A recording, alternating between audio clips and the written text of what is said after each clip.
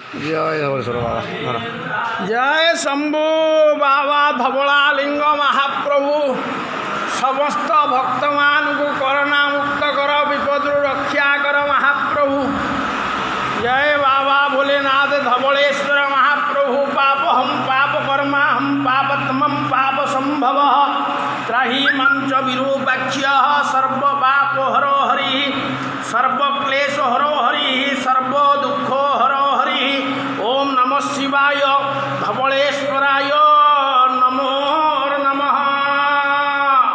धवलालिंग महाप्रभु समस्त भक्त मान को कोरोना मुक्त करतु बोलंदे कबार हरि बोल। महाप्रभु देश को महाप्रभु महामारी रक्षा कर बोलंदे कबार हरि बोल। ये ब्राह्मण समाज को महाविपद उद्धार कर बोलंदे कबार हरि बोल। महाप्रभु ये धवलेश्वर ओम कायेन वाचा मनसेन्द्रियैर्वा बुद्ध्यत्प्रणामं प्रकृते प्रभावात् करोमि यज्ञ सकलं परस्मै नारायणाय समर्पयामि। अच्छा धवलेश्वर पूजक हिसाब से आज जो पूजा आयोजन चली कोरोना तार कौन केमती उद्योक्ता केमी कौन ये कार्य करा संक्षेप में कहे। महामारी कोरोना जो देश को पड़ी से देशर आमर भारत वर्षर बा विश्वर कोरोना मुक्त सेवायत पक्षर ये सब आयोजन करेणु केमी महामारी कोरोना दूरीभूत हम ये उत्साही सेवायत माने पूजक समिति तरफ एवं उत्साही युवक मान तरफ ये सब कार्यक्रम करेणु ये महामारी कोरोना क्यों दूरीभूत हम समस्त आशा एवं विश्वास रखी गीता यज्ञ आज कर महाप्रभु श्री श्री धवलेश्वर महादेव पीठरे समस्त सेवायत मान उत्साहित भाव एवं आर्थिक शारीरिक परिश्रम करी सेमाने आज समस्त दुख दूरित नाशन करने ये धवलेश्वर पीठरे अखंड गीता यज्ञ चली।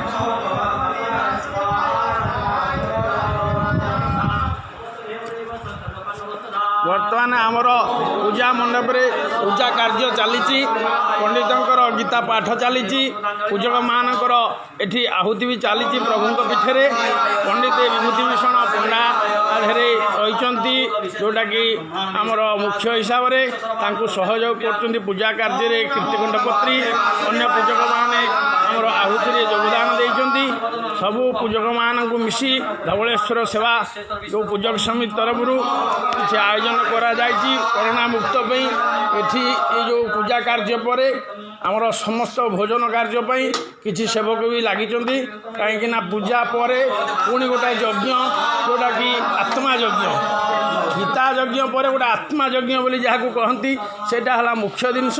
पूजा तो भगवान आहुति पाइबे पुणी पुरोहित मानकर भोजन किसी भोजन प्रस्तुत एठी करा जाउछि। वासुदेवाय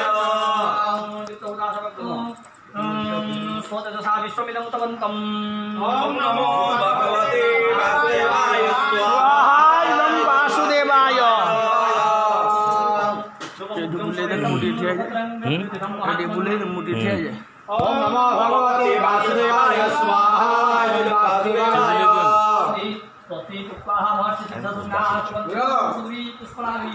ओम नमो भगवते वासुदेवाय स्वाहा।